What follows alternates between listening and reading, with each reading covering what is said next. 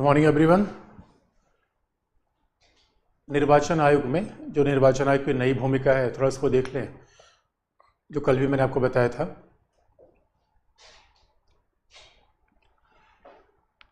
जो निर्वाचन आयोग की समकालीन भूमिका है,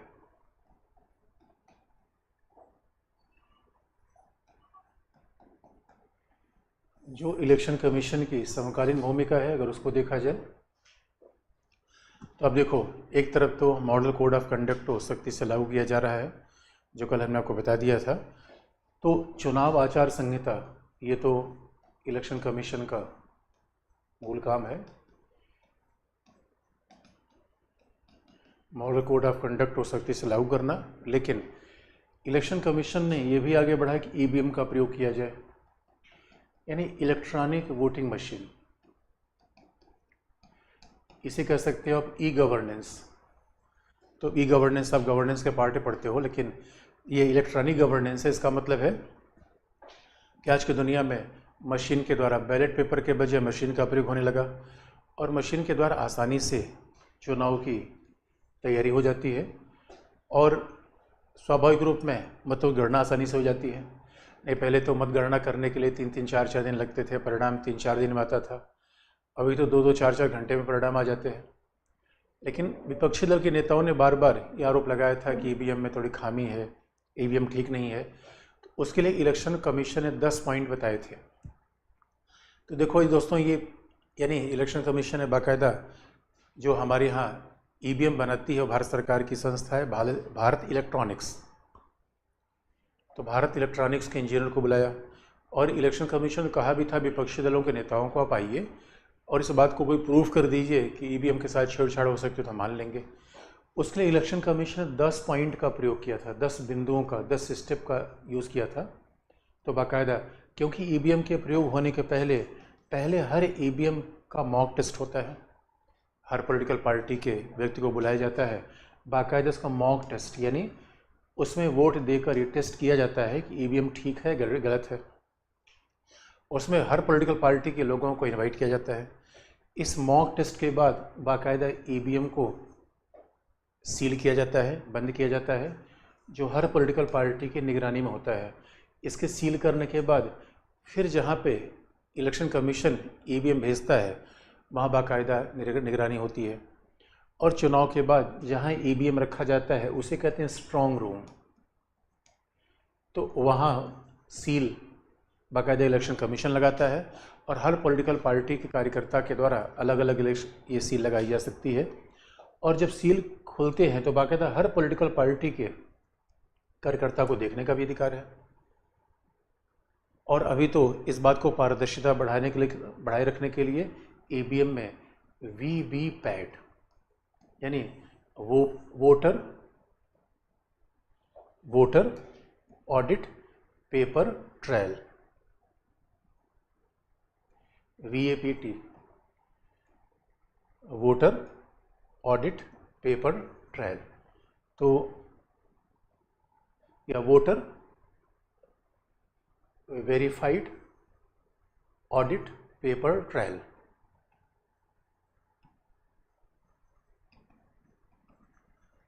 वोटर वेरीफाइड, या कह सकते हो पेपर ऑडिट ट्रायल।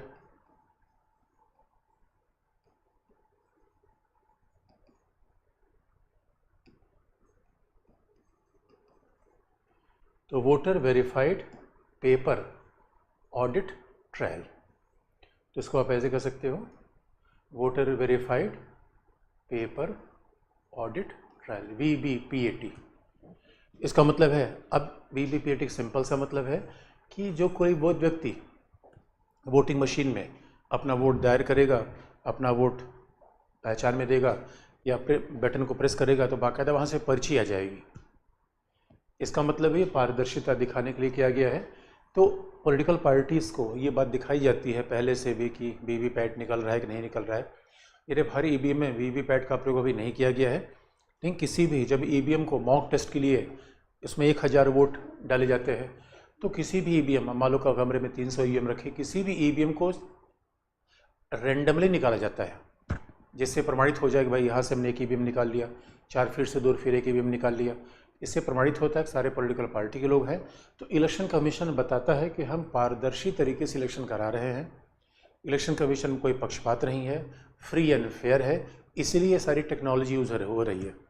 अभी आप देखोगे, अब तो टेक्नोलॉजी का प्रयोग इतना है कि टेक्नोलॉजी का प्रयोग तो ये भी हो रहा है कि कैसे मतदाताओं के पास एक मैसेज आ जाएगा कि आपको वोटिंग यहाँ पे है, इस नंबर पे है। तो लगातार इसे हम ई गवर्नेंस के नाम से भी जानते हैं, तो जो इलेक्शन कमीशन कर रहा है। तीसरी बात अभी आप देखोगे, इलेक्शन कमीशन क्या कर रहा है, मतदाता जागरूकता अभियान कर रहा है। ये बहुत बड़ी बात है। यानी इलेक्शन कमीशन ने अपने ब्रांड एम्बेसडर का निर्माण किया है, मतदाता जागरूकता अभियान कर रहा है। इसका मतलब है कि केवल फ्री एंड फेयर इलेक्शन हो जाना केवल यही इलेक्शन काम नहीं, कमीशन काम नहीं है, बल्कि वो बड़ी सक्रिय भूमिका का निर्वाह कर रहा है, मतदाताओं को जागृत कर रहा है। और अलग अलग राज्यों में ब्रांड एम्बेसडर बनाए जा रहे हैं। कई बार फिल्म अभिनेताओं खिलाड़ियों को ब्रांड एम्बेसडर बनाया जाता है कि लोग आके वोट करें। भाई, वोट अपने आप में एक बड़ा अधिकार है लोगों का।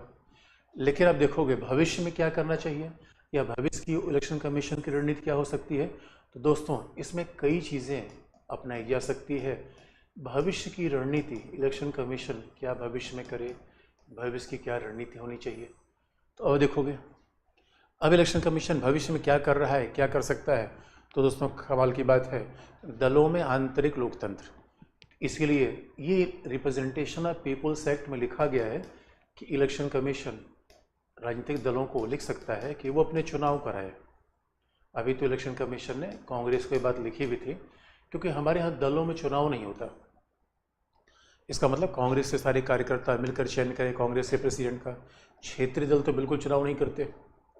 इसलिए इलेक्शन कमीशन का दायित्व है, क्योंकि रिप्रेजेंटेशन ऑफ पीपल्स एक्ट 51 में लिखा भी गया है कि राजनीतिक दल समय समय पर अपना चुनाव करते रहे। क्योंकि दोस्तों ऐसा नहीं है कि यह कोई विशेषाधिकार नहीं है, डेमोक्रेसी है। तो आंतरिक लोकतंत्र का मतलब होता है पार्टी के अंदर भी लोकतंत्र होना चाहिए। सबसे बड़े लोकतांत्रिक देश की पार्टी ही अलोकतांत्रिक, ये लोकतंत्र का भारत में बड़ा विरोधाभास है। तो पहली बात यह है दलों में आंतरिक लोकतंत्र को और प्रोत्साहित किया जाए। दूसरा जो मामला बार बार आ रहा है, आप देखोगे कि हमारे चंदा देने का जो सिस्टम फिलहाल बनाया गया है अभी पॉलिटिकल पार्टीज़ के लिए, जो चंदा जा रहा है उसमें थोड़ा प्रॉब्लम है। क्योंकि जिस तरीके से अभी इलेक्टोरल बॉन्ड, जो चुनावी बॉन्ड जो दिए गए हैं, यदि उच्चतम न्यायालय के सामने ये याचिका अभी भी पड़ी हुई है चुनावी बॉन्ड का। अब चुनावी बॉन्ड की याचिका पड़ी हुई है क्योंकि हकीकत की बात यह है कि ये 2017-18 के बजट से लाया गया और इलेक्शन में फंडिंग कैसे हो, ये मामला हमेशा विवाद का विषय रहा है। अब दोस्तों देखो, इलेक्टोरल रिफॉर्म के लिए तारकुंडे समिति बनी थी, इंद्रजीत गुप्ता समिति बनी, जस्टिस तारकुंडे थे। इंद्रजीत गुप्ता साम्यवादी पार्टी के नेता थे। तारकुंडे समिति आई, इंद्रजीत गुप्ता कमेटी आई, तमाम कमेटीज़ बन चुकी हैं। और इंद्रजीत गुप्ता कमेटी ने तो कहा भी था कि पार्टी को फंडिंग किया जाए, पैसा दिया जाए, यानी दलों को सहायता भी दी जाए। अब उन्होंने कहा दलों को सहायता कैसे दी जाए, फिर तो फर्जी दल आ जाएंगे, भाई पैसा लेने के लिए पार्टी बना लेंगे। तो कहा गया था नहीं, पॉलिटिकल पार्टी को फंडिंग दी जाए, लेकिन वो कैश के रूप में ना हो, वो सुविधाओं के रूप में हो। सुविधा के रूप में का मतलब है कि उनको फ्री ऑफ कॉस्ट ऑफिस मिल जाए, चुनाव प्रचार के लिए टेलीविज़न पाने का समय मिल जाए, या उनको कुछ मतदाता पहचान पत्र की छपाई करके दे दी जाए। तो इस तरीके से प्रस्ताव दिया गया था। लेकिन जो इलेक्टोरल बॉन्ड आया है, इसका मतलब है कोई भी व्यक्ति किसी, आप इसमें समस्या क्या है, इलेक्टोरल बॉन्ड का मतलब है जैसे हम इंदिरा विकास पत्र खरीदते हैं, LIC में कोई हमने खरीद लिया बॉन्ड, तो हमने 10,000 रुपये जमा कर दिया, उसके बदले में बॉन्ड मिल गया, और वो जब हमारा पूरा होगा तो 5 साल बाद 6 साल बाद वापस कर सकते हैं। वैसे ही कोई भी आम भारतीय नागरिक किसी भी पॉलिटिकल पार्टी को 1,000 रुपये, 10,000 रुपये, 1 लाख रुपये, 1 करोड़ रुपये अलग अलग बॉन्ड जारी करेगा। SBI अलग अलग बॉन्ड जारी करे, कोई व्यक्ति खरीद सकता है। इसका मतलब हमने वो बॉन्ड खरीद लिया तो वो उतना पैसा उस पॉलिटिकल पार्टी को चला जाएगा। लेकिन सवाल ये उत्पन्न होता है कि इससे तो बहुत सारी पॉलिटिकल पार्टी को पैसा मिल रहा है, जो कि अब उसमें कहा गया है कि जो भी पॉलिटिकल पार्टी लोकसभा चुनाव में, विधानसभा चुनाव में 1% मत भी पा रही हैं, उनको ही पैसा मिलेगा। पहली बात ये है। दूसरा बात, पैसा देगा कौन? भाई हमारे यहाँ राइट टू इन्फॉर्मेशन उच्चतम न्यायालय ने कहा है हमें जानने का अधिकार है। तो जानने का अधिकार है तो स्वाभाविक रूप में हमें तो ये भी जानने का अधिकार होना चाहिए किसने चंदा दिया। आज की डेट में ये बात केवल पॉलिटिकल पार्टीज़ को पता है, यानी किसी अगर बीजेपी किसी ने चंदा दिया हो तो बीजेपी को पता चल जाएगा कि अमुक व्यक्ति ने चंदा दिया, आम जनता को नहीं पता चलेगा। तो लोग कहते हैं भाई ट्रांसपेरेंसी खिलाफ है, और इससे क्या हो रहा है, फर्जी पार्टी को चंदा मिल सकता है पहला, दूसरा किसी एक पार्टी को ही सब ज़्यादा चंदा मिल सकता है। और अब स्वाभाविक सी बात है दोस्तों, चंदा तो बिना किसी उद्देश्य के दिया नहीं जाता, तो जो पार्टी चंदा देगी कहीं ना कहीं सरकार पर उसका प्रभाव पड़ेगा, इससे तो आम आदमी फिर चुनाव लड़ ही नहीं पाएगा। तो इसलिए अभी ये मामला उच्चतम न्यायालय के सामने है, और जिस दिन उच्चतम न्यायालय के सामने आ जाएगा वही करंट अफेयर बन जाएगा। तो मामला क्या है, फ्री एंड फेयर इलेक्शन। मामला क्या है, चुनाव में पारदर्शिता। मामला क्या है, लोकतंत्र को आगे बढ़ाना। मुद्दे एक ही जैसे रहेंगे दोस्तों, मुद्दे घटना के हिसाब से नहीं मिलते, और हमें मुद्दे पढ़ने की आवश्यकता पड़ती है। और आप भविष्य में देखो दोस्तों, भविष्य में दलों में आंतरिक लोकतंत्र, यानी दल के अंदर भी चुनाव समय समय पर होता रहे, ये इलेक्शन कमीशन को ध्यान रखना पड़ेगा। और दूसरा, इस बात को हम भूल नहीं सकते कि किस तरीके से आपराधिक तत्वों को पार्टी में कम किया जाए, और इसके लिए क्या होना चाहिए कि इलेक्शन कमीशन को और रिफॉर्म करना चाहिए। जैसे आज भी आप देखो दोस्तों, इलेक्शन कमीशन कह रहा है साथ साथ चुनाव करवाइए, अच्छी बात है, लोकसभा विधानसभा के चुनाव साथ साथ हों, अच्छा है, पैसा बचेगा, प्रशासन की सहूलियत होगी। लेकिन उसके साथ जो एक और बहुत बड़ी बात है, उसके साथ एक जो बड़ी बात आती है, ऐसे व्यक्ति जिनके ऊपर बड़े गंभीर आरोप हैं, हत्या, डकैती, अपराध, लेकिन न्यायालय के द्वारा मामला पुष्ट नहीं हुआ, उनको भी लड़ने से बैन कर दिया जाए, उनको भी चुनाव लड़ने से रोका जाए। और आज भी दोस्तों देखोगे, हमारे यहाँ एक बड़ी बेकार की सिस्टम है कि हमारे कोई भी व्यक्ति आज भी 2 लोकसभा सीट से 2 विधानसभा सीट से चुनाव लड़ सकता है। ऐसा क्यों किया जा रहा है? यानी कई बार तो ऐसा दिखता है कि पॉलिटिकल पार्टी अपने फ़ायदे में सारे सिस्टम बना के रखती है। एक तो आप कह रहे हो कि एक साथ चुनाव होना चाहिए, अब आपने एक नेता को 2 सीट से चुनाव लड़वाया, तो 1 सीट से चुनाव जीता, अब दूसरी सीट खाली हुई, तो दूसरी सीट खाली हुई तो फिर से उसी सीट पे आप चुनाव करवाओगे, पैसे की बर्बादी फिर से हुई। इसका मतलब है कि भविष्य में अभी भी इलेक्शन कमीशन को चुनाव सुधार करने हैं, चाहे जिसमें जैसे आपराधिक तत्व चुनाव में आने से रुकें, और किस प्रकार चुनाव फ्री एंड फेयर हो, और ऐसी प्रवृत्तियां खत्म की जाए निर्वाचन में जहाँ पे कि किस तरीके से सत्ताधारी दल या किसी भी पॉलिटिकल पार्टी को फ़ायदा मिलता है। और दोस्तों बड़ी इंटरेस्टिंग बात है, सबसे बड़ा मुद्दा है पारदर्शिता। आज भी हमें पता नहीं होता कि पॉलिटिकल पार्टी की फंडिंग कहाँ से हो रही है, और ये बड़ा मुद्दा है। भाई देखो दोस्तों, आदमी हार्ड वर्क करता है तो आजीविका कमाता है, और यहाँ तो कठिन कमाई करने वाले IAS अधिकारी से पूछो आप, जितना पेमेंट पाएंगे 100 रुपये पाएंगे, 30 रुपये टैक्स दे देंगे सरकार को। तो भाई political party, right to information के अंतर्गत किसी ने कहा पॉलिटिकल पार्टी को जनता कहाँ से आता है, बताओ, यही बताने तैयार नहीं है। तो दोस्तों ये बात होता है बार बार हमारे यहाँ, डिजिटल इकोनॉमी, ठीक है, आम आदमी के लिए डिजिटल इकोनॉमी है, तो ये सिद्धांत पॉलिटिकल पार्टी के ऊपर भी तो लागू होना चाहिए। अच्छा, पॉलिटिकल पार्टी के लोग क्या कहते हैं कि हम तो इनकम टैक्स के सामने अपना ब्यौरा देते हैं। दोस्तों हम वो बात नहीं कर रहे हैं, इनकम टैक्स के सामने वो ब्यौरा देते हैं चुनाव खर्च में होता है। और ये भी आपको बता दें कि चुनाव खर्च की जो सीमा लगाई गई है कि मान लो कि एक लोकसभा सांसद 70 लाख रुपए खर्च करेगा, तो उसमें जो पार्टी ने कॉन्ट्रीब्यूशन दिया वो नहीं जोड़ा जाता। बड़ी इंटरेस्टिंग बात यह है, 70 लाख उसका निजी कॉन्ट्रीब्यूशन होना चाहिए, बाकी लोगों ने जो दिया वो जोड़ा नहीं जाता। इसका मतलब इसमें ही बड़ा लूपहोल है। इसका अभिप्राय है कि भविष्य में इलेक्टोरल रिफॉर्म करने की आवश्यकता है। दोस्तों इन चैलेंजेस के बावजूद आज भी हम कहेंगे कि इलेक्शन कमीशन ने बहुत अच्छा काम किया है। 17 लोकसभा चुनाव कराना भारत जैसे विशाल देश में अपने आप में किसी कमाल से कम नहीं है, क्योंकि आप देखो पाकिस्तान में, श्रीलंका में, बांग्लादेश में, तो अभी बांग्लादेश में आप देखना 2024 में वहाँ भी चुनाव होगा। जब भी बांग्लादेश में चुनाव की बात आती है तो लोग कहते हैं अंतरिम सरकार बने। इसका मतलब वहाँ सरकार के जो सत्ताधारी दल है वो हटे तब चुनाव हो। हमारे यहाँ ज़रा सोच के देखो, सत्ताधारी दल जो होता है उसी के अंतर्गत चुनाव होता है, फिर भी फ्री एंड फेयर होता है। ये इलेक्शन कमीशन का कारण ही तो है। तो भारतीय लोकतंत्र को प्रभावी बनाने में निर्वाचन आयोग की बड़ी भूमिका है, इसमें कोई दो राय नहीं है। फिर भी भविष्य में इन सुधारों की आवश्यकता है और होती भी रहेगी। दोस्तों यही निष्कर्ष है। इसी के साथ इलेक्शन कमीशन समाप्त। और हम अपने टॉपिक का अंतिम टॉपिक आपको बता दें कि अपने पूरे सिलेबस का अंतिम टॉपिक वो है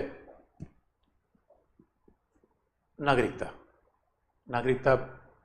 आपने कहा था नागरिकता, मैंने बता दिया। अब दोस्तों इसी के साथ हमारा पॉलिटी का सिलेबस खत्म हो जाएगा।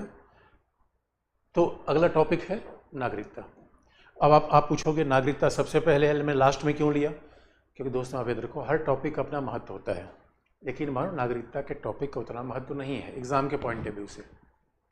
अब कभी विवाद आ जाए तो भले, एक बार सवाल पूछ लिया गया था, तो हम पढ़ते समय प्राथमिकता तय करते हैं, क्वेश्चन पेपर देख के, सिलेबस देख के, कौन से टॉपिक बार बार पूछे जा रहे हैं, कौन से टॉपिक बार बार आ सकते हैं, उन सिलेबस को देख के फिर हम प्राथमिकता तय कर लेते हैं कहाँ से प्रश्न पूछने की संभावनाएं ज़्यादा है।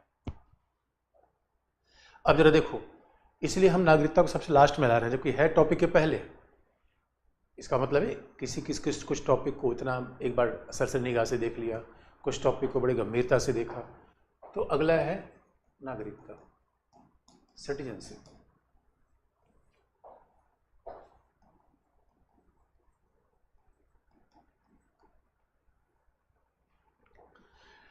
दोस्तों नागरिक होना एक बड़ी इंटरेस्टिंग बात है। नागरिक होने और ना होने का दर्द उन लोगों से पूछिए जो अपने देश से मारे फिरे रहे। और कहा जाता है समाज में आप रहे न रहे आपकी मर्जी है। भाई आज आप मेरठ से खाप पंचायत छोड़ के दिल्ली आ जाइए, समाज कुछ नहीं कर सकता। समाज का मतलब विद्यालय, विश्वविद्यालय। भाई आप किसी विश्वविद्यालय में नहीं जा रहे हैं, एनजीओ में नहीं जा रहे हैं, वो आपकी मर्जी है। लेकिन आप राज्य के भाग में न रहें, ये संभव नहीं है। राज्य के अंतर्गत तो आपको रहना ही पड़ता है। नहीं, राज्य की सदस्यता कुल मिलाकर अनिवार्य है। अब नागरिकता का दर्द पूछना हो दोस्तों, तो यूक्रेन के नागरिकों से पूछिए जो पोलैंड में और हंगरी में मारे मारे फिर रहे। और कई बार दोस्तों ऐसा है, जो चीज़ हमें मुफ्त मिल जाती है उसकी हम कीमत नहीं समझते। लेकिन हकीकत की बात है, नागरिकता का इतना बड़ा अध्याय है, इतना बड़ा महत्व है। जब हम विदेशों में यात्रा के लिए जाते हैं, पता चला कि हमें फिर अपने वीज़ा में लिखवाना पड़ता है भाई यहाँ हम यात्रा में जाएंगे, हम हर जगह नहीं जा सकते और हम बार बार नहीं जा सकते। अगर आप पता चला महीने में 5 बार यात्रा कर रहे हैं किसी देश की, तो सवाल पूछ लेगा भाई क्यों इतना यात्रा कर रहे हो। लेकिन हम नागरिक हैं दोस्तों, कहीं आए कहीं जाए। और हकीकत की बात है, अगर इंडिया में डेमोक्रेसी है दोस्तों, तो डेमोक्रेसी का सबसे बड़ा एग्जाम्पल है, पहले हम प्रजा थे। बात ध्यान सुनने की आवश्यकता है। पहले हम सब्जेक्ट थे, प्रजा थे, लेकिन प्रजा से हम क्या हो गए? नागरिक। इसलिए नागरिक शब्द ही जुड़ता है अधिकारों से। नागरिक होने का मतलब क्या है? हमें कुछ अधिकार मिले हैं। और नागरिक का मतलब है एक राज्य की सदस्यता। नागरिक होने का मतलब क्या होता है? हमें अधिकार मिले हैं। पहला, हम एक राज्य के सदस्य हैं, क्योंकि दोस्तों समाज के बिना रह सकते हैं, राज्य के बिना नहीं। और अधिकार तो हमने बता ही दिया। अधिकार का मतलब हम दावा करते हैं किसी के खिलाफ। अधिकार का मतलब हमने दावा किया, हमें व्यक्तित्व विकास के लिए सुविधाएं चाहिए। तो राज्य के अधिकार कैसे मिलते हैं? राज्य के सदस्य होने के कारण। और नागरिक होने का पहचान यही है। तो दोस्तों नागरिक का मतलब है कि एक तरीके से, जैसे अगर मान लो कि राज्य हमारी कोई कंपनी है, तो आप समझते हो नागरिक का उस कंपनी में हर नागरिक का समान शेयर होल्डर है। कितनी बड़ी बात है। अगर हमने राज्य को एक कंपनी जैसा मान लिया आधुनिक भाषा में, तो आप देखो दोस्तों हर नागरिक का उस राज्य में समान शेयर है। क्यों? हर नागरिक को वोटिंग राइट है। हर नागरिक को, आप संविधान पढ़ चुके हो दोस्तों, लिखा ही होता है कि नागरिक होने का फ़ायदा क्या है। नागरिक होने के ही तो फायदे मिलते हैं कि आप राष्ट्रपति बन सकते हो। अब यूक्रेन का कोई व्यक्ति गोवा में आ गया और पता चला कि भारत, और पता चला तब तक रसिया यूक्रेन के बीच संघर्ष हो गया। अब यूक्रेन के किसी नागरिक को चलो भाई लगे हाथ, हम भी कोई संसदीय चुनाव लड़ लेते हैं, भारत में बड़ा चुनाव हो रहा है। ऐसा नहीं हो सकता। और दोस्तों यहाँ पे देखो, कितना भी पैसे वाला व्यक्ति अमेरिकी नागरिक यहाँ जाए, वो राष्ट्रपति नहीं बन सकता है। पद का तो महत्व होता है दोस्तों। अच्छा, कई बार बच्चे कंफ्यूज कर जाते हैं, पैसे और पद का महत्व अलग अलग है बच्चों। पैसे का तो व्यापारी भी कमा लेता है, लेकिन जो राष्ट्रपति पद है दोस्तों, हिंदुस्तान में आप गिनोगे तो राष्ट्रपतियों के नाम बार बार आते हैं। तो राष्ट्रपति बनना या किसी न्यायाधीश बनना, सांसद बनना, इन सब के लिए आवश्यक क्या है? क्योंकि अब नागरिक होने चाहिए। कितनी बड़ी बात संविधान निर्माताओं ने कही। तो नागरिक होने के फायदे। और दोस्तों कहा भी जाता है कि तो हम केवल रोटी कपड़ा मकान के लिए थोड़ी जीते हैं, तो सम्मान के लिए जीते हैं, गरिमा के लिए जीते हैं। रोटी कपड़ा मकान लेना है तो आदमी की प्राथमिक आवश्यकता रही, और उसके बाद तुम आगे भी बढ़े। तो नागरिक होने के इतने फायदे नहीं हैं, बल्कि आपको ये भी पता है कि मान लो कोई यूक्रेन का व्यक्ति भारत में आ जाए और वो सोचे कि चलो भाई यूक्रेन का व्यक्ति भारत में आ गया है तो लगे हाथे यूपीएससी का फॉर्म ही भर लें, लोग बता रहे हैं बड़ा अच्छा एग्जाम होता है। तो आप याद रखिए, नागरिक को ही अनुच्छेद 17 अनुच्छेद 16 उपलब्ध होगा। आर्टिकल 16 ये नागरिकों के लिए है, विदेशी हमारे राज्य की सेवाओं में भागीदारी नहीं कर सकते। इसे कहा भी जाता है कि जब हम किसी भूभाग को बांटते हैं तो सामान्य क्या होता है, विदेशी और नागरिक ये दो कैटेगरी होती है।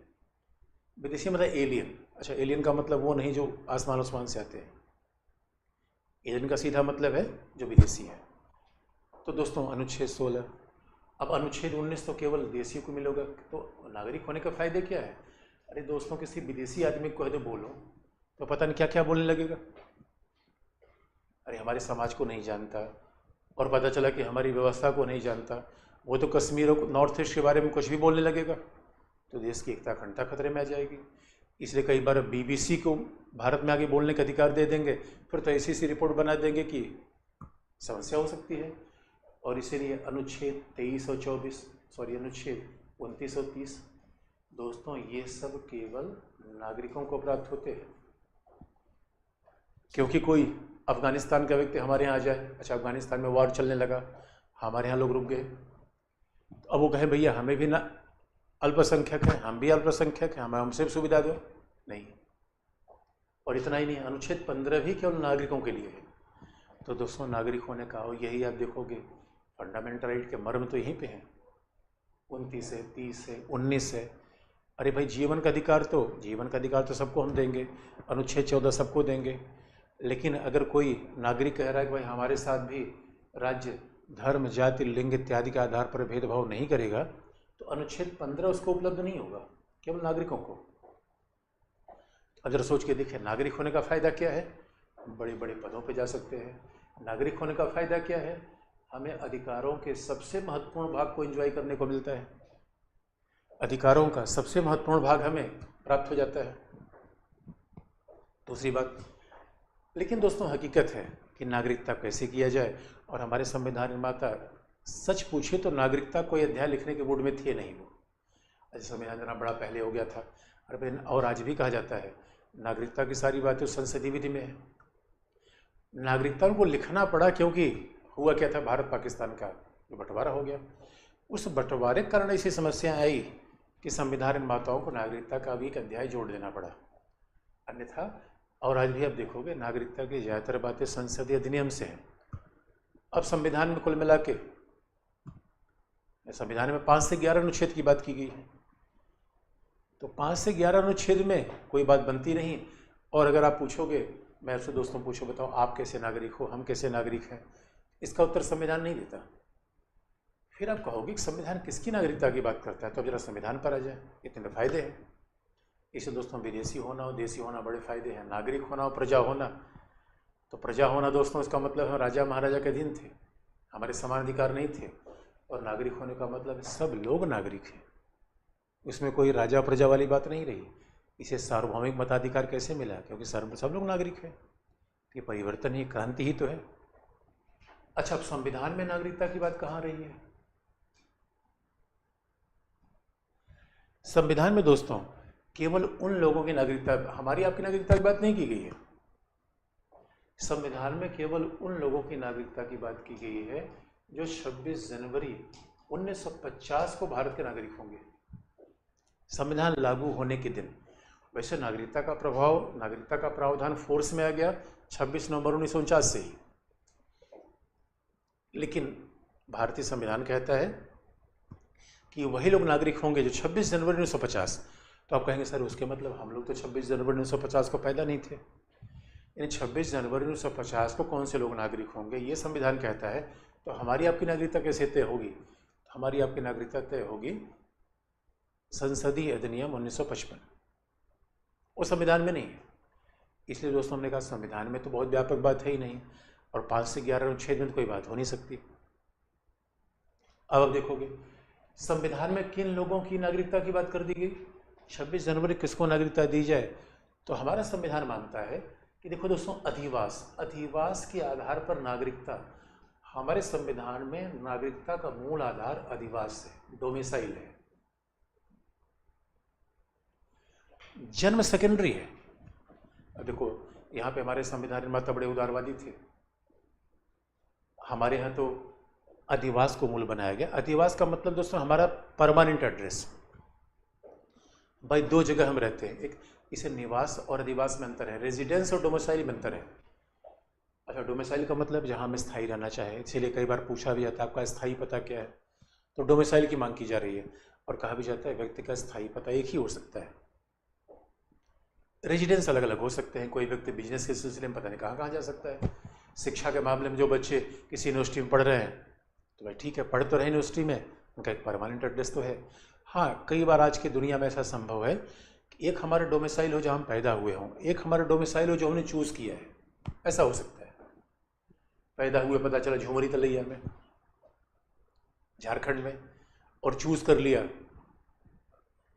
बेंगलुरु, तो इसे कहते हैं कि डोमिसाइल ऑफ ओरिजिन और डोमिसाइल ऑफ चॉइस। तो डोमिसाइल दोनों हो सकती है, लेकिन हमारे संविधान में नागरिकता का बड़ा आधार डोमिसाइल को बनाया गया, बर्थ को नहीं। इधर बर्थ भी एक आधार है, लेकिन प्राथमिक आधार क्या है? डोमिसाइल। और इसलिए अब संविधान में आप देखोगे तो आप जानते हो 26 जनवरी 1950 के आसपास हमारे यहाँ पुर्तगाली भी थे। तो जब हम ये हुआ कि नागरिकता देना है, तो भाई दिया किसको जाए? पाकिस्तान से भी आने वाले लोग थे, और म्यांमार, उधर श्रीलंका से भी आने वाले लोग थे। तो भारत में जब ये हुआ कि नागरिक किसको कहा जाए 26 जनवरी 1950 को, तो एक चैलेंज तो था। और हमारे ही देश के कई अधिकारी बाहर तैनात थे। तो भाई नागरिकता हम कैसे दें? तो संविधान में जो बात लिखी गई, उसमें कहा गया कि पहला लिखा गया, संविधान में कहा गया कि जो व्यक्ति भारत में 26 जनवरी 1950 को भारत में अधिवास कर रहा है, डोमिसाइल है एवं पैदा हुआ है। पहले डोमिसाइल की बात की गई, दूसरा पैदा हुआ। दूसरा, जो भारत में अधिवास कर रहा है,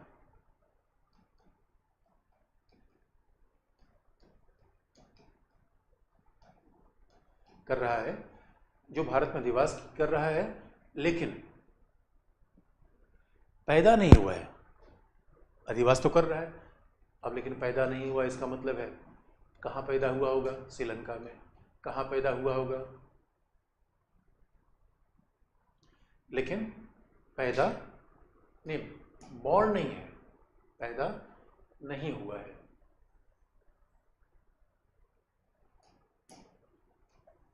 भारत में अधिवास कर रहा है लेकिन पैदा नहीं हुआ, इसका मतलब पैदा कहीं और हुआ है। क्योंकि आप देखोगे दोस्तों, हमारे यहाँ जब भारत देश आज़ादी मिली तो लोग श्रीलंका से लेके, म्यांमार से लेके, तो कई जगह से लोग आ रहे थे, तो उनके लिए भी इंतजाम तो करना ही था। तो ऐसे लोग जो भारत में अधिवास तो कर रहे थे, यानी 2-4 साल पहले भारत में आ गए, लेकिन पैदा नहीं हुए थे, क्योंकि पैदा कहीं और हो गए, श्रीलंका से लेके म्यांमार कहीं पैदा हुए हो, परंतु उनके माता पिता में कोई एक भारत में पैदा हुआ हो, उनके माता पिता में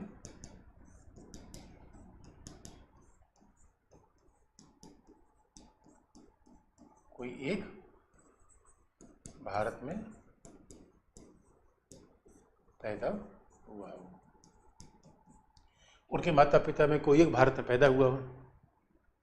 दूसरी बात, तीसरा, अब सवाल है, तीसरा है, जो तीसरा कैटेगरी है, भारत में अधिवास कर रहा है,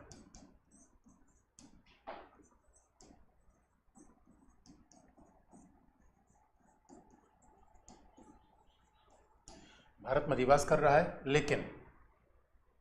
लेकिन भारत में पैदा नहीं हुआ है।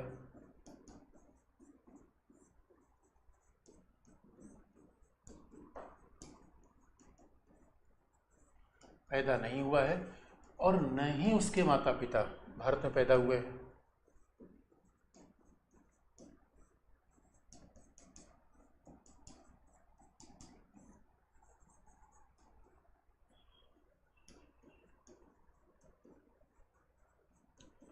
नहीं उसके माता पिता भारत में पैदा हुए हैं। अब जरा सोच के देखो, यानी तीनों कंडीशन में एक बात है, अधिवास तीनों में फैक्टर है। अधिवास, यहाँ भी अधिवास है, यहाँ भी अधिवास है, यहाँ भी अधिवास है। इसका मतलब है पहला अधिवास भी कर रहा है, पैदा भी हुआ है, अधिवास कर रहा है, लेकिन उसके माता पिता में कोई एक पैदा हुआ है। तो मान लो श्रीलंका से कोई आ गया, कोई म्यांमार से आ गया, ये इसको दे दी गई नागरिकता। और ये दूसरे थे जो अधिवास कर रहे हैं, ना वो पैदा हुए थे, न उनके माता पिता में कोई पैदा हुआ था। ये प्रावधान कहीं ना कहीं पुर्तगालियों के लिए, फ्रेंच के लिए रखा गया था, इसलिए इनको भी नागरिकता दे दी गई। लेकिन कभी कम से कम 26 जनवरी 1950 के पहले, संविधान लागू होने के पहले 4-5 साल पहले से वो भारत में रह रहे हो। लास्ट एक कंडीशन है जहां अधिवास की बात नहीं मानी गई है। एक लास्ट कंडीशन है जहां अधिवास की बात को इनकार किया गया है। और लास्ट कंडीशन कौन सी है कि मान लो कि कोई व्यक्ति भारत में पैदा न हुआ हो,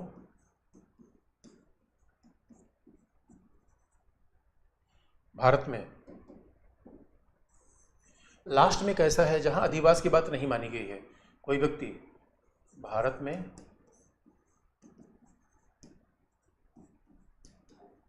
अधिवास न कर रहा हो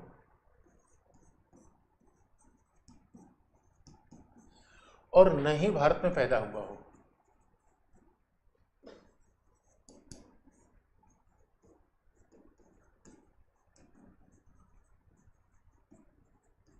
परंतु उसके माता पिता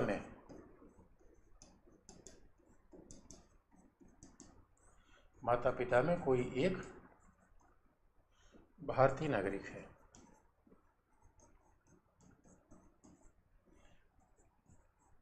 और ये किसके लिए था? जो आईएफएस ऑफिसर थे, विदेश सेवा के ऑफिसर थे, वो कहीं पोस्ट में चले गए थे।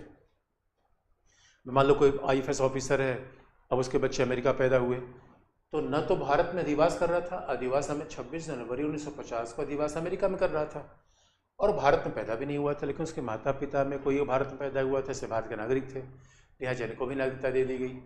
तो अन्यथा देखोगे हर जगह अधिवास एक कॉमन फैक्टर था। ये पुर्तगालियों के लिए था, ये श्रीलंका या म्यांमार, बर्मा से जो लोग आएंगे तो उनके लिए था, ये इधर तो भारत में रह रहे थे उनके लिए था। और ये जो आईएफएस ऑफिसर, विदेश सेवा के ऑफिसर होंगे, तो स्वाभाविक रूप में जो अमेरिका में रह रहा है वो भारत में तो नहीं रहेगा, फिर उसे नागरिकता दे दी गई। लास्ट वाली बात पाकिस्तान से आई। तो इतने की श्रेणी के लोग हैं जिन्हें 26 जनवरी 1950 को नागरिकता दी गई। अब मामला फंसा पाकिस्तान से। अब जरा देखिए, अब संविधान में कहा गया कि पहला 2 श्रेणी के लोग थे। एक, मार्च 1947 के पहले भारत से पाकिस्तान जाने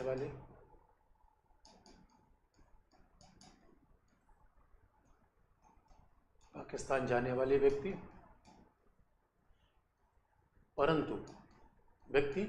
और पुनः भारत वापस आ गए, इनकी नागरिकता की बात की गई। लेकिन आपको ध्यान रखने की है, इनमें से शर्त ये थी, इनके माता पिता, दादा दादी, नाना नानी, इनके माता पिता, दादा दादी, नाना नानी में कोई एक भारतीय शासन अधिनियम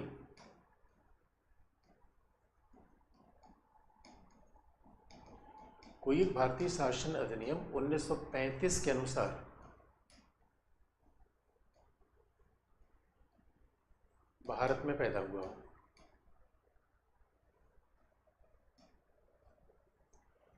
और भारत का नागरिक हो, ये शर्त रख दी गई थी।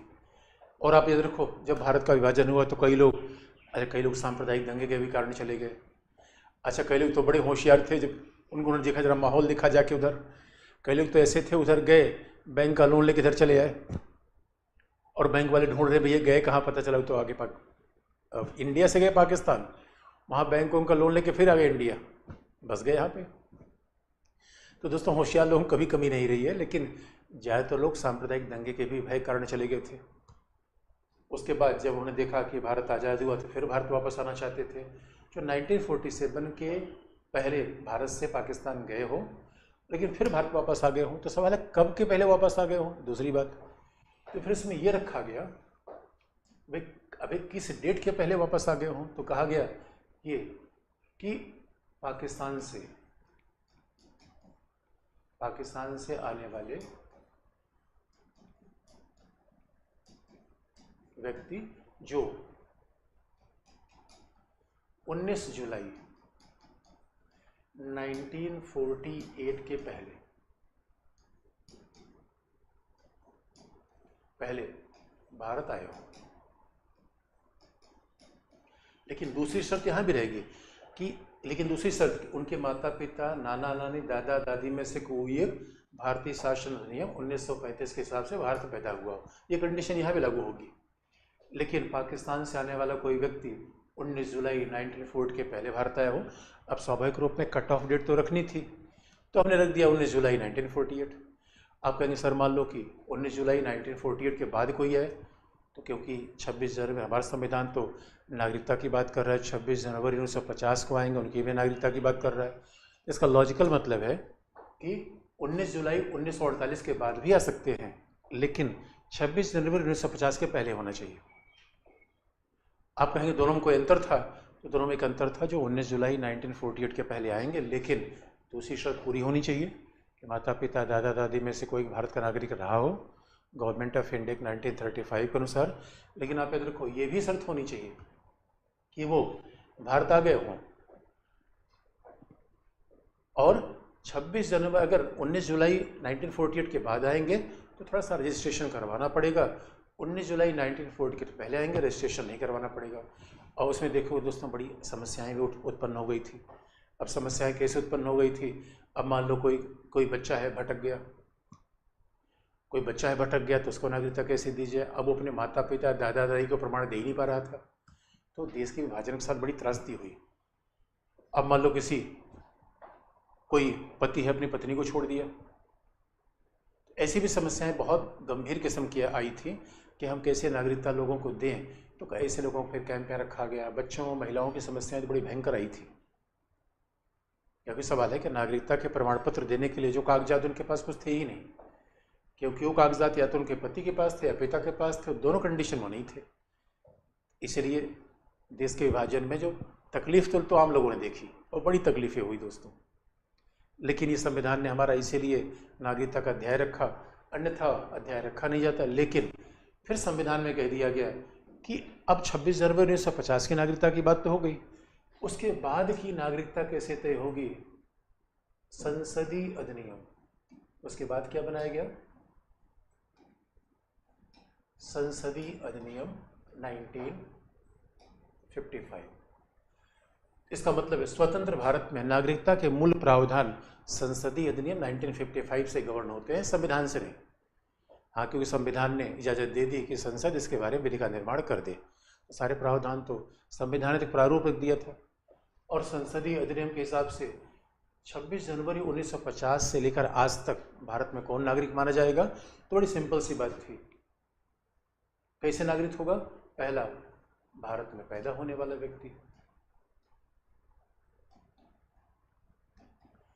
भारत में पैदा होने वाले व्यक्ति। हाँ, बस ये बात ध्यान रखने की है कि अब कोई अवैध घुसपैठी भारत में आ गया, उसका कोई संतान हो जाए, तो आप ये नहीं कहोगे भैया उसको भी नागरिकता दे दो। भारत पैदा होने वाले व्यक्ति, इसका मतलब है उसके माता पिता भारतीय नागरिक हों। और कोई बांग्लादेश का अवैध घुसपैठी आ गया, तिब्बती का व्यक्ति आ गया, वो शरणार्थी है।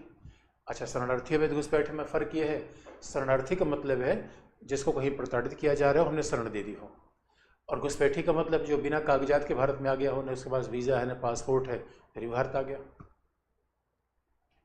तो पहला, भारत में पैदा होने वाला व्यक्ति हो तो नागरिक बनी जाएगा। दूसरा, आप देखोगे जैसे हमारे सोनिया गांधी नागरिक बनी, पहला जन्म से, पैदा होने का मतलब है पहली नागरिकता जन्म से मिलेगी। दूसरा, अब सोनिया गांधी तो भारत में पैदा नहीं हुई थी, ये सोनिया गांधी को नागरिकता मिली रजिस्ट्रेशन के द्वारा, पंजीकरण, ये अधिनियम में लिखा गया है। और पंजीकरण क्या कहता है? पहला जन्म है, दूसरा पंजीकरण है। यदि कोई भारतीय महिला किसी विदेशी व्यक्ति के साथ विवाह करती है, कोई विदेशी महिला भारतीय नागरिक के साथ विवाह करती है, वो भारत आती है, तो बाकायदा भारत में रजिस्ट्रेशन कराकर, और ये भाई नागरिकता देने का अधिकार गृह मंत्रालय को है, संघ सरकार को है। हमारे दोस्तों नागरिकता राज्य नहीं देता, और राज्य की कोई नागरिकता ही नहीं है, इसे हमारे संघात्मक शासन नागरिकता एक है। यानी डोमेसाइल अलग अलग हो सकती है, नागरिकता नहीं। इसमें थोड़ा एक भाव रखने का प्रयास किया गया है जिसमें एकता बनी रहे। पिछले भाषा संघात्मक ढांचे में भी हमने एकता बना रखी है। तो सोनिया गांधी को नागरिकता कैसे मिलेगी? इस 1955 के अधिनियम के हिसाब से पंजीकरण के द्वारा, रजिस्ट्रेशन के द्वारा। तो कोई भी विदेशी महिला जो भारतीय नागरिक के साथ विवाह करेगी उसको नागरिकता, मान लो नोरा फतेही, जैकलिन फर्नांडिस, ये विदेशी महिलाएं हैं। अब कल किसी सौभाग्यशाली भारतीय के साथ विवाह कर लिया, उनको भी नागरिकता कैसे मिल जाएगी? उसको फिर गृह मंत्रालय संघ सरकार से रजिस्ट्रेशन करवाना पड़ेगा। अब कुछ बच्चे नागरिकता के अध्ययन के बजाय इन्हीं पर उनका ध्यान चला गया होगा, तो आप इसकी चिंता मत करो। अच्छा, तीसरी बात, आपने देखा होगा कि अभी कुछ दिनों पहले हम अदनान सामी ने नागरिकता ले ली भारत की, पाकिस्तान के नागरिक। इन्होंने कैसे नागरिकता ली है? देशीकरण के आधार पर, नेचुरलाइजेशन।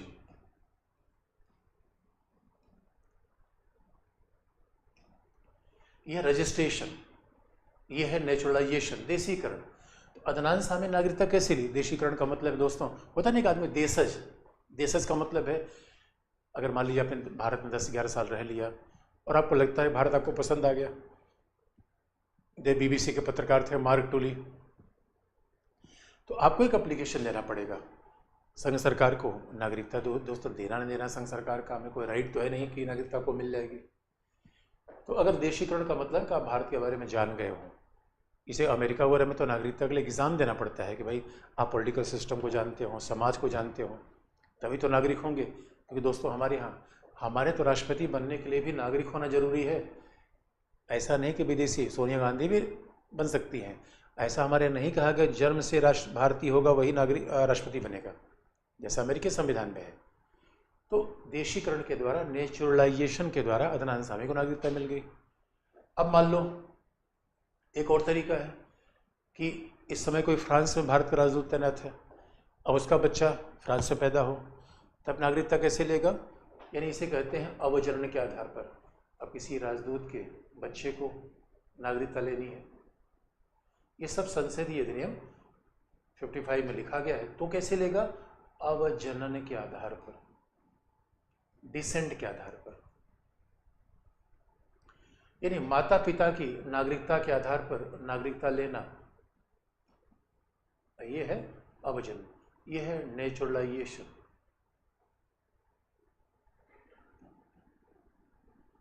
या डिसेंट।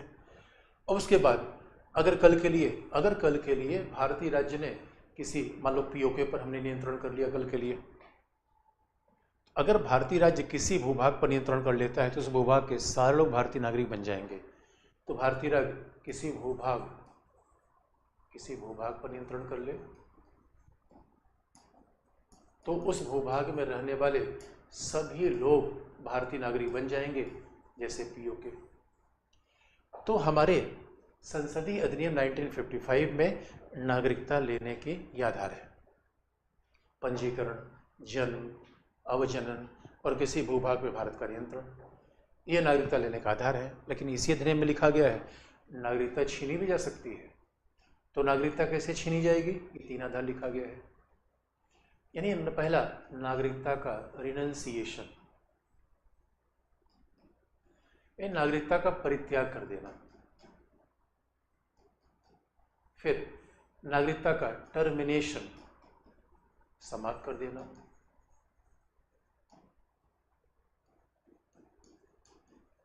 दूसरा, डिप्राइवेशन, छीन लेना। नागरिकता समाप्त करने के हमारे यहाँ 3 तरीके हैं। तो कैसे? नागरिकता का परित्याग कर देना, टर्मिनेशन। अच्छा, परित्याग का मतलब है कि व्यक्ति स्वैच्छिक रूप में कह दे कि भैया हम नागरिक नहीं होंगे क्योंकि वो कहीं विदेश की नागरिकता ले लिया।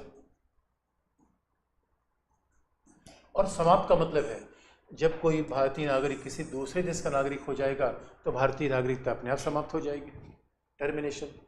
डिप्राइवेशन का मतलब है जबरदस्ती छीन लिया जाएगा। अगर किसी ने धोखे से भारत की नागरिकता प्राप्त कर रखी है, सरकार छीन लेगी। इसका मतलब है रिनंसिएशन, जो हमने छोड़ा, टर्मिनेट, जो हमें हमें हमसे ले लिया गया। और छीनना दोस्तों अलग बात होती है। कोई हमसे कुछ छीन ले बड़ा ख़राब लगता है, और छीना इसलिए गया कि हमने धोखे से नागरिकता ली थी। तो संघ सरकार किसी को नागरिकता दे सकती है। तो इस अधिनियम के हिसाब से नागरिकता 3 तरीके से ख़त्म होगी। आपको मैं फिर बता दूं, जब मैं अधिनियम की बात कर रहा हूँ तो इसका मतलब है नागरिकता लेने और ख़त्म करने के तरीकों का संविधान में उल्लेख नहीं है। संविधान में कह दिया गया है कि इसके बारे में संसद अधिनियम का निर्माण करेगी, और वही संसद आज तक करती है। अब देखो, ये अधिनियम की बात हो गई, लेने देने की बात हो गई। अब इसमें संशोधन कौन सा आया हमारे यहाँ? इस अधिनियम में 3 बड़े संशोधन हैं दोस्तों। वैसे तो आप देखोगे, हम वैसे तो इतनी छोटी छोटी बात अगर करें तो बड़े संशोधन हुए हैं। नागरिकता अधिनियम में 3 मेजर अमेंडमेंट है। 1955 में 3 मेजर अमेंडमेंट है, और पहला अमेंडमेंट किया गया 1986 में, दूसरा अमेंडमेंट किया गया 2003 में, तीसरा अमेंडमेंट है 2019 में। वैसे दोस्तों आप याद रखो, कई बार फैक्ट तो हमारे पास तमाम होते हैं।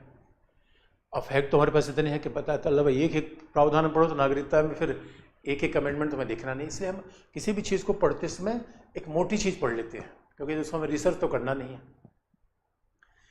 कि भाई इतना, अगर हम बहुत ज़्यादा उसमें विस्तार करेंगे तो मूल चीज़ फिर मिस हो जाती है।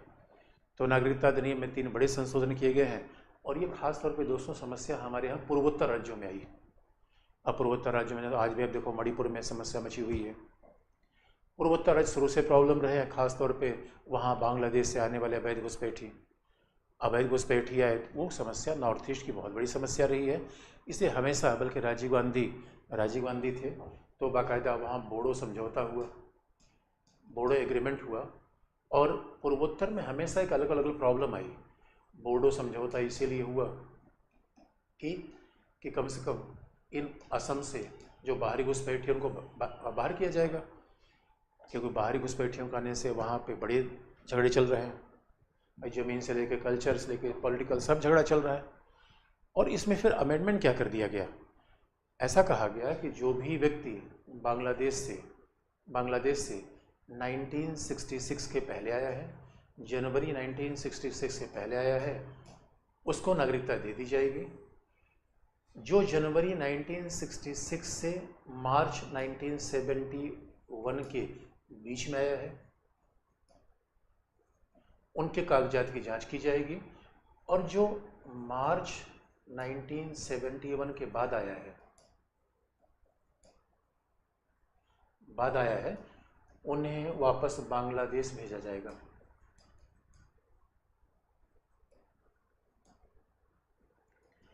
अन्यथा आप देखोगे, अच्छा कई बार इसलिए कहा भी जाता है कि केंद्रीकरण से बड़ी प्रॉब्लम होती है भाई, राज्यों की समस्या अलग है। और कई बार राज्य तो बड़ी आपत्ति करते हैं। राज्य कहते हैं भैया आप तो कह दोगे कि हम अभी भी, आप देखो बांग्लादेश से आए हुए चकमा शरणार्थी हैं, हमने अरुणाचल में बसा रखा है। तो अरुणाचल के लोग कहते हैं भैया क्या समझ रखा है, राता समझ रखा है, दिल्ली समझौता कर लोगे और हम अरुणाचल में बसा देंगे, हम बिल्कुल नहीं बसने देंगे। अब ये समस्या है, अभी नागरिकता अधिनियम में ये भी समस्या बार बार आ रही थी। तो दोस्तों ये अपने आप में बड़ी इंटरेस्टिंग बात है कि पूर्वोत्तर के लिए हमें पूर्वोत्तर राज्यों के अलग से प्रावधान करना पड़ा, असम के लिए अलग से प्रावधान करना पड़ा, क्योंकि वहाँ की समस्याएं जटिल थी। इसलिए हमने कहा कि भाई देखो 1966 के पहले जो असम में आ चुके हैं कहीं से भी, उनको असम में रहने का अधिकार होगा। और ये समय था जब असम में प्रफुल्ल कुमार महंत की सरकार थी, एक यंग चीफ मिनिस्टर थे, और उसी बात पर आए थे। असम गण परिषद की पार्टी बनाई थी और 26-27 साल मुख्यमंत्री बन गए थे। नारा यही था बाहरियों को भागा के, लेकिन दोस्तों आज तक हो नहीं पाया। तो पॉलिटिक्स खूब चलती रहती है। तो कहा गया था 1966 से पहले लोगों को नागरिकता दे दी जाएगी, और जो 66 के बीच है उनको अब जांच की जाएगी कि उनके फर्जी तो नहीं है। अगर उनके सही कागजात पाए गए तो नागरिकता दी जाएगी, अन्यथा बाहर कर दी जाएगी। लेकिन आप देखो जो आए दोस्तों का अपना कार्ड बनवा लिया, आधार कार्ड, अभी यही तो कठिन है, मुश्किल, किसको पहचान करें, किसको बाहर करें। और 71 के बाद, जो मार्च 71 के बाद आए हैं उन्हें तो वापस भेज दिया जाएगा, लेकिन कहाँ वापस भेज नहीं पाए। और बांग्लादेश के साथ संबंध की बात भी है, पहचानने की बात भी है। और बांग्लादेश में पहले से इतनी जनसंख्या है दोस्तों, कहाँ, वहाँ तो वैसे लोग बिल बिला के, बांग्लादेश की जनसंख्या अगर तो 1200 है, तो वहाँ कहाँ भेजोगे आप। इसका मतलब ये संशोधन तो हमने किया, लेकिन इसको इम्प्लीमेंट करने में आज भी कठिनाई है। इससे नॉर्थ ईस्ट में प्रॉब्लम है। दूसरा बड़ा संशोधन हुआ 2003 में। 2003 में दोस्तों नया कॉन्सेप्ट आ गया। अच्छा, हमारे संविधान निर्माता जब संविधान बना रहे थे तो ये नहीं सोच पाए थे कि देसी विदेशी के बीच अंतर ही खत्म हो जाएगा। और हमारे संविधान में तो कहा गया है कि यदि व्यक्ति किसी दूसरे देश की नागरिकता ले लेता है तो हमारी नागरिकता खत्म हो जाएगी। लेकिन दोस्तों कमाल की बात है, जो भारत से IIT के लोग पढ़ के गए, IIM के लोग पढ़ के गए, अमेरिका में, यूरोप में, कनाडा में धमाल मचा दिया। उसी में सुंदर पिचई, सत्य नाडेला ऐसे लोग हैं जिनके पास बड़ा पैसा है। अब चूंकि हमारे संविधान में दोहरी नागरिकता का प्रावधान तो है नहीं, पहले भी नहीं था, आज भी नहीं है, लेकिन एक हमने गुंजाइश निकाली, क्योंकि दोस्तों उदारीकरण के ज़माने में कमाल का चेंज हो रहा है। आप एक ही परिवार का एक बच्चा भारतीय नागरिक है, दूसरा बच्चा अमेरिकी नागरिक है। ऐसा कैसे हो रहा है? अरे भाई, कोई भारतीय इंजीनियर अगर भारत से अमेरिका गया तो एक बच्चा वहाँ पहले भारत में था, दूसरा बच्चा अमेरिका में पैदा हुआ तो अमेरिकी नागरिक बन गया। तो अब ऐसे ज़माने में दोस्तों उन लोगों को बुलाओ जिसको डॉलर पास है। दोस्तों अब डॉलर पास है तो स्वाभाविक रूप में आएंगे, थोड़ा पैसा वैसा मिल जाएगा, डॉलर का ही तो महत्व है। तो हमने एक संशोधन कर दिया। हमने कहा भाई देखो, एक होगा OCI, overseas citizenship of India, यानी समुद्र पार भारतीय। समुद्र पार भारतीय इसका मतलब है कि वे लोग जो 1950 में भारत के नागरिक हो सकते थे, भारत के नागरिक बनने के योग्य थे, या भारत के नागरिक थे, या भारत के नागरिक थे, लेकिन अब किसी दूसरे देश के नागरिक है। लेकिन अब किसके नागरिक हैं? वो अमेरिका के नागरिक हैं। अब यूरोप में किसी देश में इंग्लैंड के नागरिक हैं। आप याद रखो, वो लोग नहीं होंगे जो पाकिस्तान, अफगानिस्तान, बांग्लादेश में जाएंगे। अरे पाकिस्तान वैसे भी दोस्तों बेहाल है। अरे हम अमेरिका के लोगों को बुलाना चाहते हैं, पाकिस्तान, बांग्लादेश, क्या अफगानिस्तान के लोग क्या आएंगे? फूटी कौड़ी तो है नहीं उनके पास। दोस्तों दुनियादारी का मामला है ये। इसलिए हमने कहा कि भाई 1950 में जो भारत के नागरिक थे, बनने के योग्य थे या भारत के नागरिक थे, दोनों कंडीशन में, लेकिन बाहर जाके बस गए, खासतौर पर यूरोप और अमेरिका में। तो जो बाहर जाके बस गए तो उनको बाकायदा भारत में नागरिक की सारी सुविधाएं दी जाएंगी। नागरिक की सारी सुविधा दी जाएगी। इसका मतलब है उन्हें आजीवन भारत आने का अधिकार होगा, OCI कार्ड। क्योंकि आप याद रखो दोस्तों, कोई विदेशी भारत आना चाहे तो हमेशा वीज़ा और पासपोर्ट कुछ समय के लिए बनता है, हमेशा के लिए नहीं बनता। इसका मतलब है आज के डेट में कोई अमेरिका में रहने वाला भारतीय व्यक्ति जैसे सुंदर पिचई, अगर वो कभी भारत आना चाहे तो जब मर्जी हो तब आए, जितनी देर हो उतना दिन रहें, यहाँ किसी को पढ़ाएं, ज़मीन खरीद लें, सब कुछ कर लें। बस कुछ रिस्ट्रिक्शन है कि जो ये सब नागरिक की सुविधा का मतलब है, अभी भी इसे टेक्निकली दोहरी नागरिकता का विचार नहीं कहा जाएगा। क्योंकि अब आप कहोगे सुंदर पिचई, सर ये बताओ सुंदर पिचई कल के लिए भारत का राष्ट्रपति को चुनाव लड़ना चाहे लड़ सकते? नहीं, क्योंकि दोस्तों ये OCI है, NRI नहीं है। NRI का मतलब होता है वो भारतीय जो भारत के नागरिक हैं लेकिन विदेशों में शिक्षा के लिए या पढ़ने के लिए या नौकरी के लिए गए हैं। 182 दिन से ज़्यादा विदेशों में रह रहे हैं लेकिन है भारतीय नागरिक, वो NRI है, नॉन रेजिडेंट इंडियन। ये क्या है? OCI, overseas citizen of Indian. Bharat के नागरिक नहीं है, विदेशी नागरिक हैं। भारत के पासपोर्ट होल्डर नहीं है, विदेशी पासपोर्ट होल्डर हैं। लेकिन भारत से कभी रिश्ता था, इसलिए हमको इमोशनल कर रहे। चिट्ठी आई है दोस्तों, वापस आओ जाओ, एक बार इंडिया देख लो, क्योंकि जब छोड़ के गए थे तो इंडिया कैसा था, आज इंडिया कैसा है, और आओ थोड़ा डॉलर लेके आओ। कहने का मतलब ये है इन्हें सारी नागरिक सुविधा दी जाएगी। यानी ये संपत्ति खरीद सकते हैं, इनको संपत्ति खरीदने, बस शिक्षा लेने की, आजीवन आने जाने की, यहाँ पे रहने की। क्योंकि जब कोई विदेशी आता है तो एक निश्चित सीमा तक रुक पाता है, उसके बाद फिर हम, एक होता है फॉरेन रीजनल रजिस्ट्रेशन ऑफिस, उसमें उसको रिपोर्ट करना पड़ता है। और कोई विदेशी व्यक्ति हमारे यहाँ आ जाए, 1 महीना लिखा हुआ है वीज़ा में और रह गया 31 दिन, 32 दिन, तो तुरंत उसकी पुलिस जांच कर लेगी। इसलिए हमने सारी सुविधा नागरिक की दे दी है। बस क्या सुविधा नहीं दी है? ये कृषि योग्य जमीन नहीं खरीद सकते और संवैधानिक पदों पर नियुक्त नहीं होंगे, इन्हें मतदान का अधिकार में नहीं दिया है। याद रखिए, ये तो केवल नागरिक के लिए है।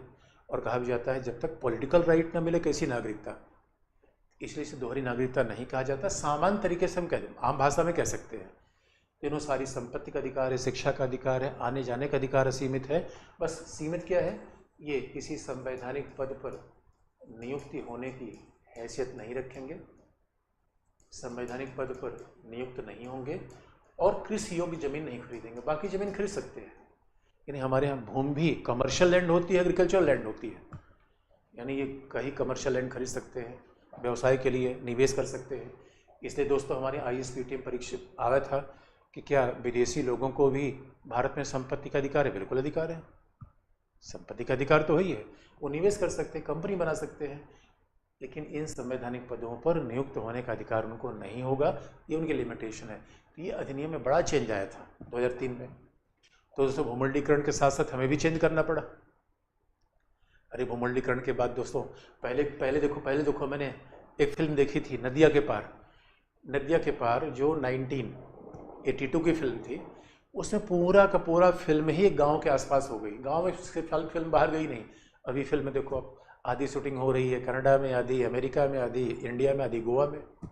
कमाल की बात है। अरे ग्लोबलाइज दुनिया है ये। और फिर अब देखोगे अगला और अंतिम संशोधन किया गया 2019 में, जिस पर बड़ा विवाद है। बड़ा विवाद है उस पर। तो दोस्तों क्यों बड़ा विवाद है? क्योंकि इसमें कह दिया गया ये कि पाकिस्तान, बांग्लादेश,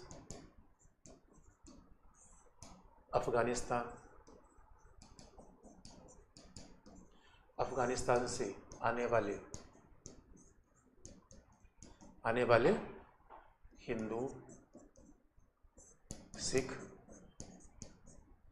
ईसाई, जैन, बौद्ध को नागरिकता दी जाएगी।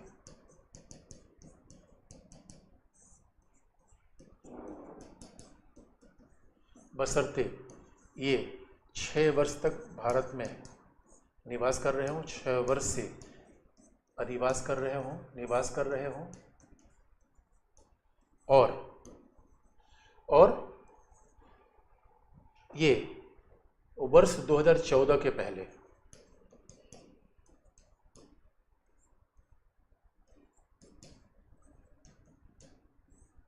वर्ष 2014 के पहले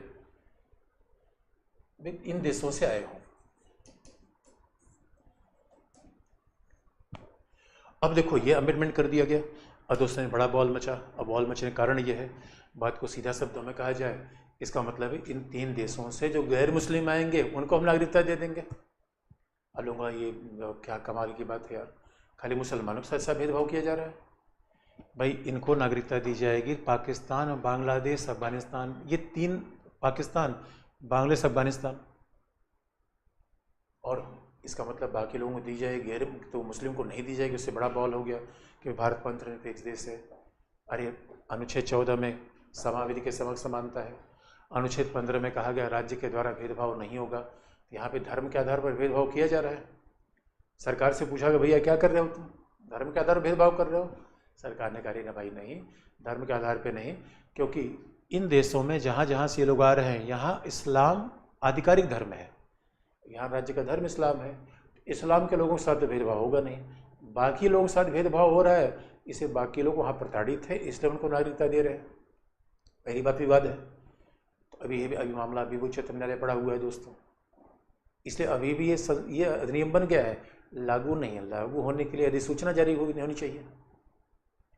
दूसरी बात, अब 6 वर्ष में निवास कर रहे हो, सामान्यतः हमने अभी तक ये बना रखा है कि कोई व्यक्ति अगर नागरिक होगा तो उसे 1971 मार्च 1971 के पहले आना चाहिए और 11 वर्ष तक रहना चाहिए। अभी तक प्रावधान ये था, वो हमने काट के इनके लिए 6 वर्ष कर दिया। और 2014 से पहले, इसका मतलब है कि अब मार्च 1971 के बाद भी जो आएगा उसको हम नागरिकता दे देंगे। तो हमने कट ऑफ डेट कर दिया। और सवाल है कि जो इधर से आ रहा है वो बस रहा है तो नॉर्थ ईस्ट में, पूर्वोत्तर राज्यों में, और इसलिए पूर्वोत्तर राज्यों ने अलग विरोध किया। इस अधिनियम का विरोध पूर्वोत्तर राज्यों ने किया कि भैया हमारे लिए कहाँ बसाओगे? पूर्वोत्तर राज्यों से कहा गया बाहर का आदमी कौन है? अरे उनका यूपी बिहार सब बाहर, यूपी बिहार बांग्लादेशी। और पूर्वोत्तर राज्यों में तो दोस्तों अगर उनसे पूछेंगे बाहर कौन होगा, बंगाली ही बाहरी। कमाल का डिवीज़न है इंडिया में। नहीं, असम से पूछोगे तो कहेगा बंगाली बाहरी, असम से पूछोगे कि ये उत्तर प्रदेश बिहार का आदमी बाहरी, केवल बांग्लादेश बाहरी नहीं है। बाकी दिल्ली में सुनोगे तो क्या कहे, बाहरी का मतलब बांग्लादेशी।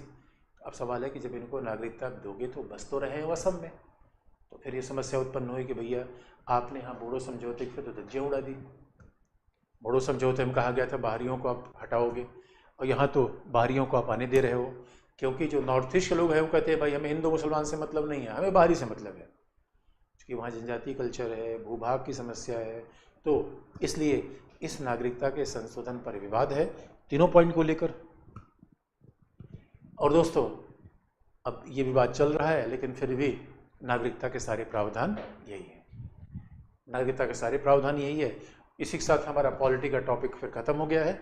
अब कल आपका फिर एक डाउट सेशन होगा, लेकिन आपसे रिक्वेस्ट है कि कोई सब कॉन्क्रीट समस्या अगर आप लाएंगे तो फिर कई बार तो आप ऐसे सवाल पूछते हैं हमने जो पहले बता रखे हैं, तो एक बार पढ़ के भी आइए, फिर समस्या पूछिए, कोई क्वेश्चन लिखवाना हो, क्वेश्चन लिखना हो। अच्छा, डाउट का मतलब होता है कोई क्वेश्चन सॉल्व करने में प्रॉब्लम है, कोई तभी डाउट का बात, अब ऐसे तुम्हारी फिर कहानी बन जाती है। लेकिन तो आज हमारी क्लास खत्म हो गई पॉलिटी की, बाकी कल आपका एक डाउट क्लास होगा। कल डाउट क्लास 11:30 से ही होगा, तो डाउट क्लास में आप बात आ जाना। आज के लिए इतना है दोस्तों, नमस्कार।